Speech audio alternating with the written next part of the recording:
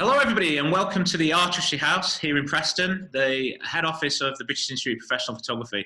And today we're doing another one of our three favourite things with Johanna Elizabeth today, who is an amazing boudoir photography, one of the, if not the best in the country, won millions and millions of awards. Maybe not millions, but certainly loads of awards. And good morning, how are you? I'm fine, how are you? I'm excited to be speaking to you. Thank you very much, me too. On a Monday morning. Absolutely, bright-eyed. Bright-eyed and bushy-tailed. So you've built an incredibly successful boudoir business. Can you just tell us a little bit about where you are and where you're based and what you do and how the model of the business works? Yeah, we're in Hampshire in the UK, right down on the south coast, and we've been trading now for about 10 years. Yeah, love it, and looked after about, I would say, between 5,000 and 6,000 women now, and changed a lot of lives over the years. That's fantastic. And yeah. I know that you went through a big change, I guess it's a couple of years ago, where you went from doing a lot of volume of, I think you said before we started recording, 20 or 30 sittings a week, but you've heard that right down and go for much higher value sittings now. Yeah, that was always the goal. We cut our teeth on boudoir doing 20 or 30, well, between 20 and 30 shoots a week for quite a few years, but feeding the animal was a bit tiring, and I had my eyes set on a more luxury sort of high-end service. So we took the steps to change and become that which we have now, which is lovely. And it's a beautiful studio that you have, and I know that you work very closely with Jeremy Graphy, and some of the wall art that you've got up there is absolutely beautiful, isn't it? Yeah, we've been hand in hand with Graphy Studio all the way through the last few years. So yeah, love them a lot. And also mindful mastery of boudoir photography is another part of your business where you actually train people to do boudoir photography. Absolutely, yeah. I feel really passionately about people doing the right boudoir photography and not the wrong. And the mindful part of mindful mastery is the fact that I don't think it's just the genre of boudoir, actually. I think we've got a huge responsibility to the women or people's psychological well-being when they're in front of the camera. That if we get it wrong, we can cause a lot of damage. So I very much teach about the psychology of looking after, especially with boudoir, women are looking for something. They're looking for a confidence boost. And if you get it wrong, you could cause permanent damage as far as I'm concerned. So it's very tied into the mental health side of things. So I never actually considered it like that, but yeah, you're absolutely right that it's a real worry. And that, you know, that almost, I think when they come in for boudoir, they're almost coming to an end of a journey, aren't they? And finding the confidence to express themselves that way. That's right. And somebody's probably told them that this could be the solution. You know, they've looked in lots of different avenues and they're looking at you, and if you haven't got the skills or the ability to do it well, and you panic and get it wrong, then I feel that that's quite dangerous. So I teach that a lot, and mostly one-to-one, but I like to go around speaking as often as I can to photographers, just to sort of give that thought into people's brains to make them want to try harder.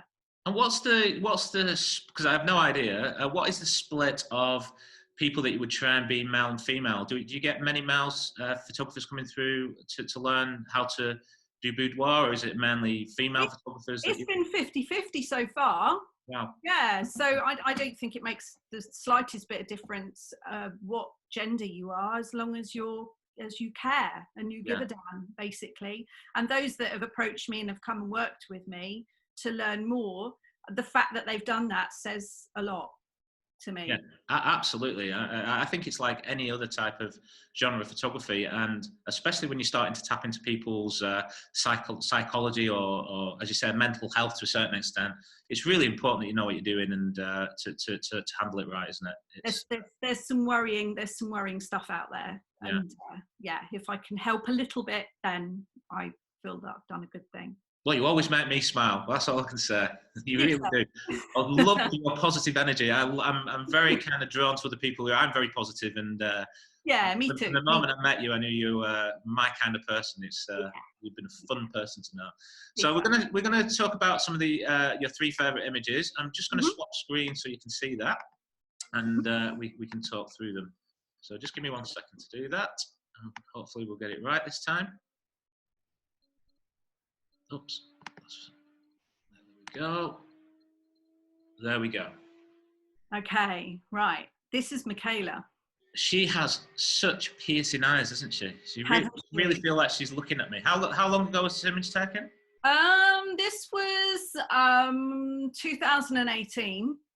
Okay. She's had a couple of shoots with me since, but this was the first time. So when she came for her consultation, all my clients have a consultation with me. When she came for her consultation, she disclosed to me that she had been abused as a child, which involved photos. There are photos of her out there on the dark web. And because of this and the many years that she suffered, she did not exist in photos at all, not even so much as a passport photo. So she was frightened of the camera, but she felt drawn to me, and she felt that if she could get over this, then maybe I could help her. Her son at the time, he must have been about 17 or 18, he was potentially going off to America for a football academy. And she was just very aware that he was leaving the continent and leaving her, and that he wouldn't have a photo of her because she just refused to let anyone point a camera at her. So yeah, quite emotional. But I was completely convinced instantly that we could do that. So we talked about how she was going to have this boudoir shoot. She actually kept her jeans on for the whole shoot. That was absolutely fine, because we were just exploring how we could make this happen. And we talked about the fact that she didn't feel that she was going to be able to look at the camera. So all of the photos would be her kind of looking away. She didn't feel brave enough to look down the lens. So of course I was, yeah, absolutely no problem. We allowed an extended shoot for her, obviously, so that it would take time. And this image has always stuck with me because I can remember exactly where I was. I sit on the floor at the corner of this bed, and I've got a window to my right. And our shoot often overruns because I'll spend a good proportion of time between poses nattering and forgetting what we're doing. And I've got the makeup artist is to my left with a reflector, and we're all chatting. And I'm sat cross-legged on the floor, and this is how she was talking to me. So you could pick that pose apart and say that her forearm and arm is not good. It's not correctly posed. It's not how I would normally insist on the pose being. But she was chatting away to me, and this is how she was looking at me. And you can see that the light just did something. She looked incredible because those eyes. And I'm talking to her, and I said to her, "Oh my God, your eyes, they look incredible. I really want to capture these eyes. If I just hold the camera up to you, how do you feel, maybe, about just glance past me, and if you can pause and I can click the camera and I just happen to take the photo, that would be okay?" And she was like, and this is halfway through the shoot, so she's quite relaxed.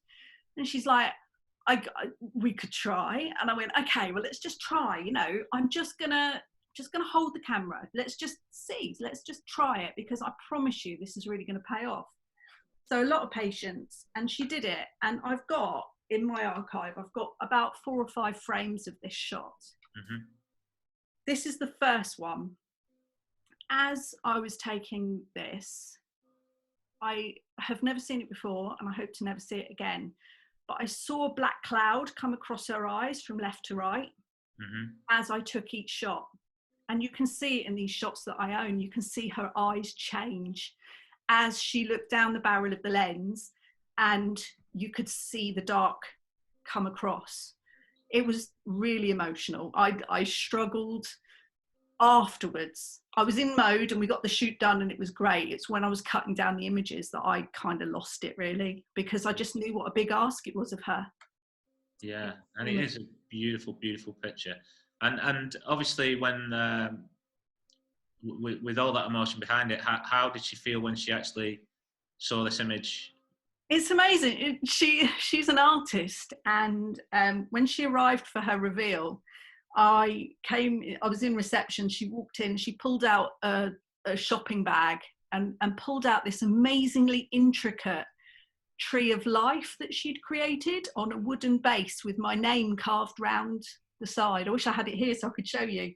It's pride of place in my reception. And before she'd even seen the photos, she gave me that as a gift to say thank you. So you obviously touched her even before she's seen the images, which is, that's what photography is about, isn't it? It should be about emotion. It should be about helping people if we can, whether it's recording, a day that somebody's been looking forward to all their lives when they get married, or whether it's a family picture where it becomes an heirloom and it's going to last forever, or something like this. Absolutely. Michaela's probably one of the most, emotional ones we've had, but I could genuinely write a book about my women.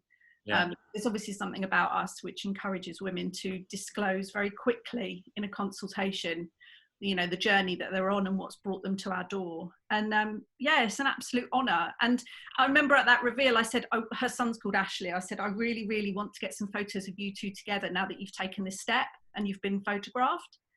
I'll share this as well. I forgot all about this. In the reveal, because it's a long time ago. In the reveal, she sort of sat and looked at her images. I print them all. So they were all printed in front of her. Yeah. And she sat on the sofa and she looked at me and she said, "You've given me my life back." Oh, wow. Yeah. Very emotional. Lots of tears from both of us, really. But yeah, that aside, I said, I really want to photograph you and Ashley.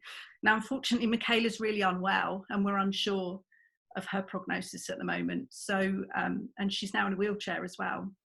She's had some health difficulties. Yeah, honestly, she's had some real bad health difficulties. So I hired a studio recently near where she lives and I drove over and I photographed her and Ashley together. And I think I released those images yesterday in a blog on my website. Yeah. So, and there's a middle shoot that she did with me where she actually didn't wear jeans. She came back for a second boudoir shoot and we got a wheelchair upstairs, and we did that more recently as well. So she's heavily featured in my blog of recent months. So you did change her life. Is that? I mean, that's just to have that knowledge that you've done that. I mean, it must make it all worthwhile. Of course, we're a business first, and of course, you've bills to pay. But to touch somebody in such a way like that, that's. They do say that you find peace when you find your why. Mm. And I can genuinely say that I'm one of the lucky ones to have found that. Definitely. Well, that's amazing. And I'm struggling not to cry, actually. So you're such a softie. I think everyone I tell this story to has the same reaction. So I am denied about sharing it today, and I thought, no, I think it's really important. So I'm so glad you did. I really thank you for that. And these what we're doing, the three of your favourite things it originally started about a bit of light-hearted relief from things that are happening, but I think this is so important as well. And the fact that you've pulled this out as one of your favourite images that you've ever taken says such a lot with all the people and everything that you've ever photographed, isn't it? It's such an emotional image as well for you. Mm-hmm. Very much so. Yeah, it's very triggering. Yeah. Okay, let's have a look at your next one. Nope. No. Oh yeah, we'll go with this one. We'll go this one. Okay, right. Okay, we've got all of that out the way. Shake it off. Let's just move on. We'll move away from the emotional stuff, and I've deliberately chosen the next two portraits to be quite light-hearted, actually. Okay, so this is the lovely Amy, and I thought this was quite interesting for two reasons. First, it's an entirely accidental shot. Wow. It's accidental. I know it's bizarre. We had a photo we were trying to achieve. Now, in the top right hand corner of the image is her face and her knuckles, and she's biting her knuckle. Yeah. Suggestively at the camera. Probably this shot was inspired by something else we'd seen. So we were trying to emulate a shot we already had as inspiration. And at the time, a lens had broken and I only had a 50mm lens. So I'm on a step above the bed and I'm trying to get up enough to be able to get everything I need in shot. And I couldn't. It was a real struggle because I'm over the top of her, probably someone holding onto my belt to stop me falling. A lot of acrobatics going on. And in the end, what I was doing was just like, sod it, I've got to get the shot. I was holding the camera out. I wasn't even looking in the viewfinder. and it was back when I had a Canon, so I didn't even have, at the moment I've got a tiltable viewfinder, which is really helping. Yeah. Sony that I'm with now, but at the time, so I'm not even looking in the camera, I'm just hovering it over the top of her, indiscriminately shooting. So professional. And we got this, and I can remember looking at the back of the camera and going, oh hello. I really like this. Yeah. But brilliantly. Now since then, this portrait is printed and is hung in the reception. So it's one of the first portraits that's seen as people walk in the door. And all of my clients collate their favourite images to share with me before they shoot, so I can see the kind of things that they want. And this is our most requested shot. Really? Yeah. And it is such a beautiful shot, doesn't it? It shows the female form, and you know, it doesn't give too much away, but I'd have something on my wall like this. It's just beautiful. Absolutely. Really. And I shot this shot literally the week before we closed, and we do it now with grey furs instead of white sheets sometimes. Yeah. And this photo that we've done recently of a lady, she's very curvy, and she had the most amazing tiger stripe stretch marks coming up round her belly. Right. And they were sort of grey, sort of going with the colour of the fur, and really cool shot. So we still play with this shot. And it was just amazing that it was an accidental shot, which we all have and many won't admit to having, and secondly it's inspired a lot of my clients to want the same. So, and it's important, I mean, from a technical point of view, in any genre of photography, I know, for example, one of the studios in Manchester that I have a friend who works at, on a Friday afternoon, it's an econ where they shoot men's clothing, and on a Friday afternoon the photographers do whatever they want to be creative, because this is how styles develop, isn't it? You make a mistake and think, oh my god, I've got something here, or hello. Exactly, yeah. And we should practice and make mistakes, because then, as you say, this was a mistake that's now one of your most requested shots. I mean, that absolutely, it's amazing, isn't it? Yeah, funny, isn't it? Funny how it turns out. Yeah. Okay, so let's move on to the next one, hopefully. Now this is fun. This is going to take some explaining, I think. Do you want the background of this? So this, oh god, what's her name? Doesn't matter. Right. You could have made anything up then. Oh, that sounds really bad. It's because I'm so caught up with the last one and still got that one in my head. Okay, so this young lady owns a butcher's shop. She's a butcher and was also a page 3 model at one point, but is now a butcher. She owns a butchery. Really? Yeah. And all our clients, we ask them to think outside the box and bring a prop that means something to them primarily, because we always say you do your shoot for you, not for someone else. That's the focus of us. Yes. So we want you to do a prop that personalizes, but we will also take props for partners, so football shirts, you know, all that kind of stuff. So it's a bit tongue-in-cheek part of the shoot where we can have some fun. Yeah. Now, it's just crazy. She arrived, having travelled a couple of hours by train, arrived with a suitcase and bustled into the studio and flipped open her suitcase and pulled out the apron. Now I was expecting that, because that's a butcher's apron. Yeah.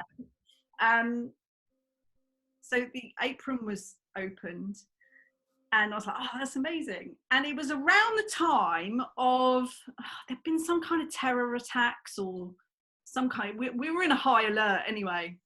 And then she said, well, also, probably wasn't a good idea bringing this on the train. Look at this massive meat cleaver. Now, I've got a lot of stories about props that will make you die, because, again, that book, really, Confessions of a Boudoir Photographer, definitely needs to be written one day. But I've got a hell of a lot of stories about props, but this one was like up there. And it was a bit like the Crocodile Dundee bite, you know, like that. No, this is a knife. Was it Indiana Jones? I can't remember. No, it was Crocodile Dundee. Yeah. Was it Crocodile Dundee? Yeah, so I was like, oh my God, okay. And then after lots of laughter, we finally sort of got round to that part of the shoot and thinking about what we were going to do with it. And this is what we did.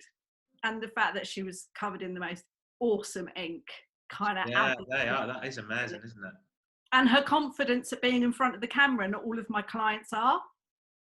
No, I actually would imagine that's the case. Yeah. Yeah. So yeah. You've got me intrigued now. When you say about you won't believe some of the props that people have bought, could give us a couple of. Remember, it's a family show. What's what? Not with my photos today. It's not. Okay. It was back when we were really, really busy, turning over a lot of shoots a day, and I had a team of photographers shooting for me. And I was at home, and I got a message with a photo saying, "What the hell are we going to do with this?" I think it was the F word, but I won't say it. What the hell do you suggest we do with this? And it was a picture of a dead pheasant on the floor. What? I know. And I went, oh my God. I don't, oh God, I don't know. You're just going to have, what? I just couldn't cope. And I was just dying. And I just sort of butted it back to them. And I said, we'll get creative. And we found out, I did the reveal session for this lady, and she was like 60 plus farmer of a pheasant farm. She owned one. And she was photographed in her wax jacket, wellies, lingerie, dead pheasant. And the girls had taken some tail feathers out and stuck them in her hair. And it was quite creative and really quite amusing. And then she told me, as if that wasn't funny enough, she told me in the reveal, I said, well, it's a beautiful bird, you know, trying to compliment her on her dead pheasant. And she said, yeah. She said, well, it's the best one I could find. And I said, what do you mean? She said, well, I went out in the morning and I found the one I liked best and I wrung its neck.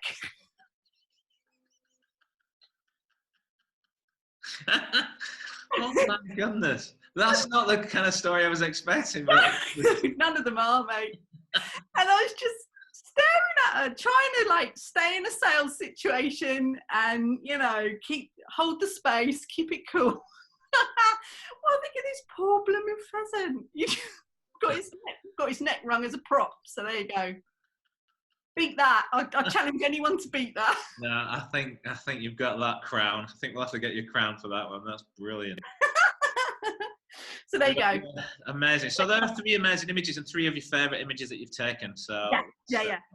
Now we kind of had a sneaky preview of your one before that inspires you. So I'm just going to flick back through to it now. So this is the image that you chose that inspires you. Yeah. I hope this doesn't get anyone a Facebook ban. I think it's all right on video. You'll be all right.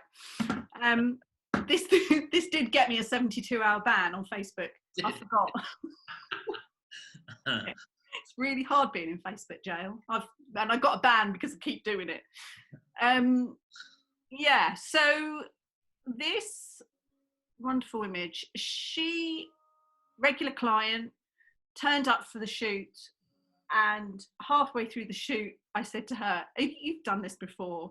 You know, when a client she just was Romanian, I think, and was just beautiful, and she just looked like a model. And I just couldn't believe that she hadn't done it before, but she's, yeah, absolutely stunning. And we always try and, if clients are brave enough, to do this within a boudoir shoot. So we've been doing a lot of experimenting, and we captured this.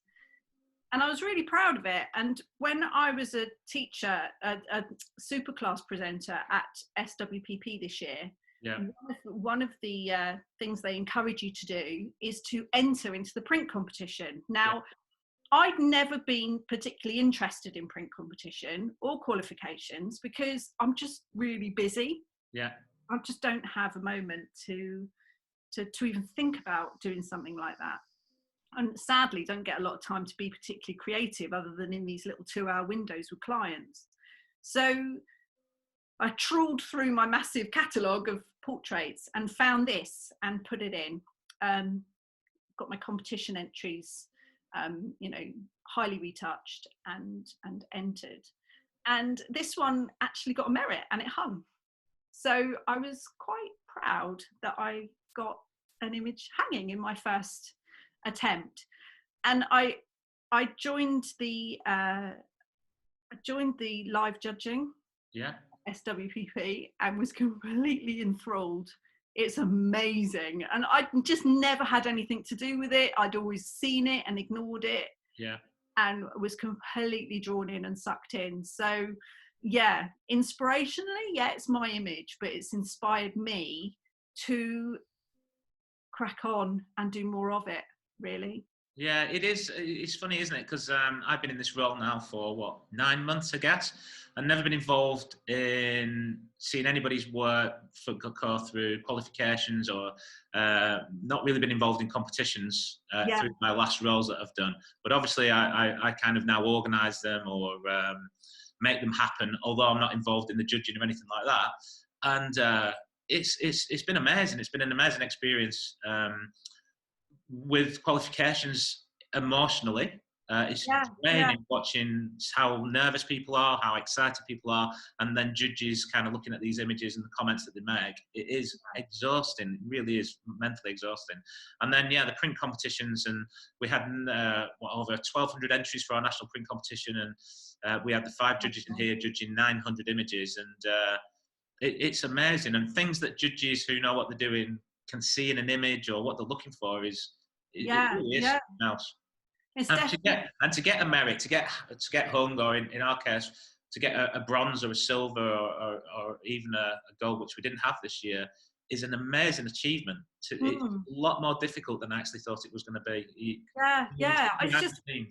It's opened up a completely different part. You know, I always say I don't have time to do a lot of things. So what I've done is I've created a project now, which I put out on social media, which will be my personal project. It's not going to be any revenue at all. And I'm going to safeguard at some point when I can start shooting again, damn it, timing. I've got about 50 women have got in touch with me saying that they're willing to pose like this. And I want to explore more of this skin work, really. And if I can push myself to get better and better, and really start to dip my toe into competition, I think that's a good thing. And I would never have done it if I hadn't had that gentle shove. Well, we look forward to seeing you in our competition. It's going to be interesting. Maybe even qualifications. I've never really been bothered about it, thinking that my clients don't care, because they don't. But it made me realise that maybe I should care a little bit more. And I think what people find from qualifications and from entering print competitions is it's almost keeps them interested in photography. They don't get, because you can get so stale and so bored of doing the same thing day in, day out. But a bit of competition and qualifications makes you. I'm one of the lucky ones that when I shoot boudoir, I have like 4 or 5 sets in which I can. I've got 4 or 5 sets in which I can shoot. So I rarely feel bored or stale. I would say with every single shoot I do, I find a new image. I find a new idea. I'm inspired by something else. So that, in that respect, it's nice. But I think I just personally need a bit of a challenge. So I'm going to kind of grab that. Well, we'll look forward to seeing what you produce there. That'll be... no pressure. Okay, so last couple of minutes before we finish, and again, thank you so much for doing this. You're welcome. Really enjoyed it. Is obviously we're in, when we're recording this at the moment, we're in week 2 of the lockdown, and obviously there's a lot of photographers concerned. They obviously they've got mortgages and bills to pay, and now we've had the confirmation from the government about how payments are going to be made and things like that, which doesn't solve anybody's problem really, but I think hopefully people feel a little bit more, I don't know what about the right word, relaxed, but at least they're not going to be starving, let's say.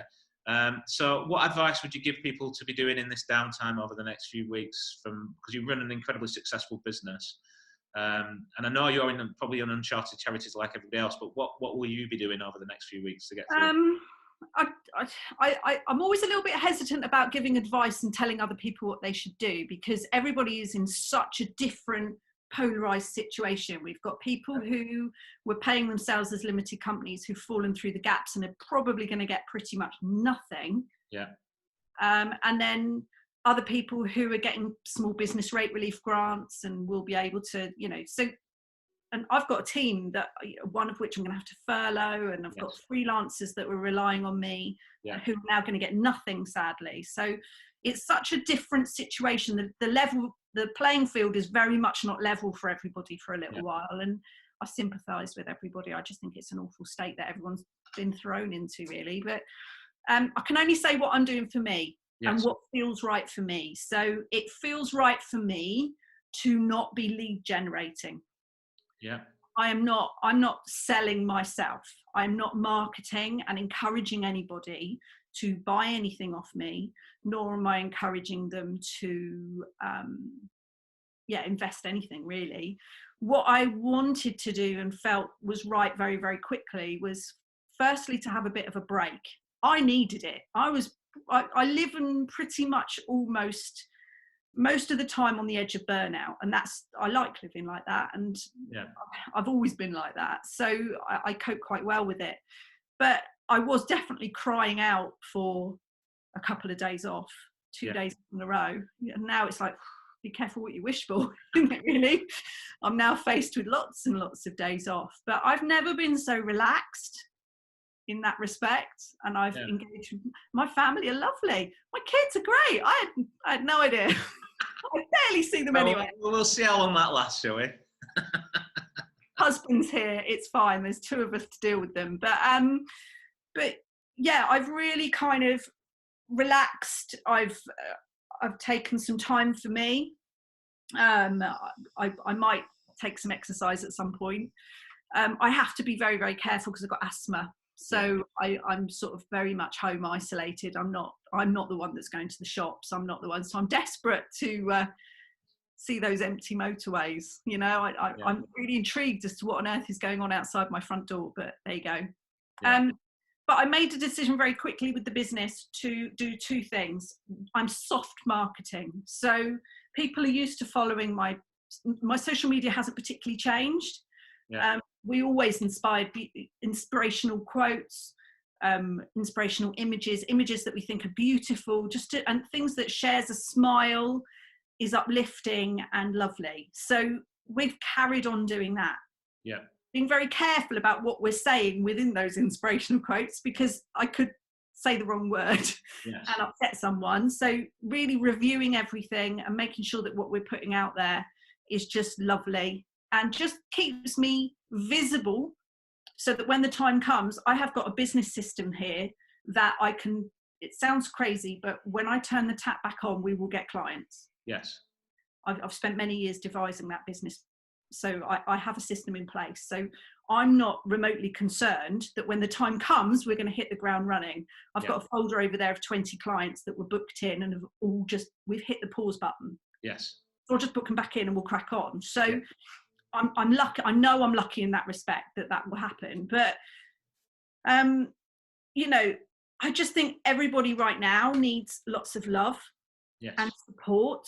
I think the novelty is going to start wearing off in the next week or so. We're all used to having a week at home every now and then.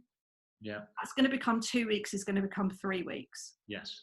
I think it's a marathon, not a sprint. And I think that we're all going to be pushed to our limits just in the situation that we're in. I'm getting corona sales in my inbox, as I call them, from companies desperate for me to engage with them, desperate for me to sell to, selling to me. And I just think my brand is more important than that, and my connection with women is more important than that. I would rather hit the pause button on everything and just share some love than trying to increase revenue, trying to squeeze money out of people for reprints and wall art, and we can get this and we can get that. And have you thought of having this? I'm like, I just can't. It doesn't feel right in my heart to be doing that to my clients right now. So I also spent a lot of time cultivating a private Facebook group with my clients. There's nearly 500 women in there who've been in and are yet to come in. and that's become a really lovely playing ground. Actually, there's 7 or 8 threads a day, some tongue-in-cheek, most of them not photography related, just lots of women together sharing stuff. And I'm checking in with everybody every couple of days and allow, 20 comments of women going, oh, I'm like, name one positive, one negative about what's happening, and everybody's supporting each other. And if I can just be that person for my clients, then I'm happy. Yeah, and I think I actually think from the business you have, that's a very kind of clever thing to do, because it is about the emotion. It's about being caring. I mean, other businesses models will be different without a doubt, but that's why I didn't want to give advice. All I can do is say how I feel. And, all marketing and business is about them having a problem and you having a solution. Yes. Being able to bring them together. Yeah. That's what it's all about. Right now, my clients have not got a confidence issue. Yes. I don't have the solution right now to what they're going through. And it won't be like that for a while. I know I'm going to be really busy with these women who have just gone crazy homeschooling for weeks and weeks and weeks. When this is over, I'm going to have fun with these women and we're all just going to go crazy. But I just think now's not the time for me to be.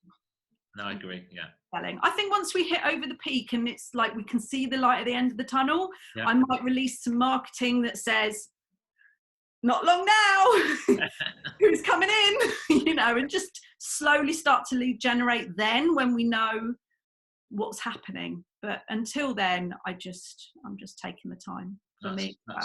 That's good advice. I think, as I say, it's what you're doing, and I think that's really good advice. I do what feels right. Yeah, absolutely. That's what we've got to do. Well, my Jojo, that's been fantastic. Really, really enjoyed talking to you, and very well. Stay safe, and we'll see you very, very soon. It won't be long. We'll all be back soon, I'm sure. Keep fighting, everyone, and stay in.